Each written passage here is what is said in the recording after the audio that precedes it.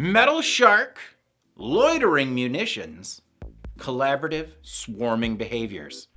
That's who and what this episode will cover, thanks to a recent agreement between the Marine Corps and Louisiana-based boat builder Metal Shark for a new type of long-distance autonomous warship.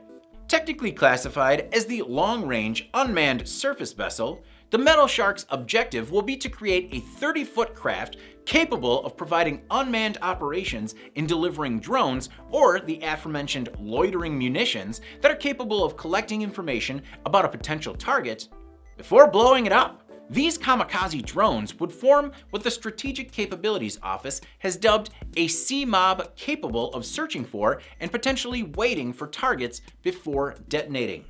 According to taskandpurpose.com, a fleet of LRUSVs would deploy as a collaborative swarm capable of interacting with other vessels and weapon systems in overwhelming a target or enemy.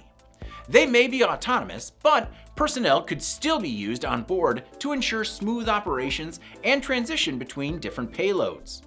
The report identified the development of these vessels as strategically important to Indo-Pacific operations and creating a deterrent to potential Chinese military actions. Metal Shark had previously been selected to supply both the Navy and Coast Guard with robotic test vessels that are part of an ongoing research into autonomous craft. The company will also be working with Spatial Integrated Systems, which was recently acquired by Huntington Ingalls to develop the autonomous capabilities. Metal Shark will look to deliver this collaborative swarming vessel by 2027. I'm David Manti. This is IEN Now.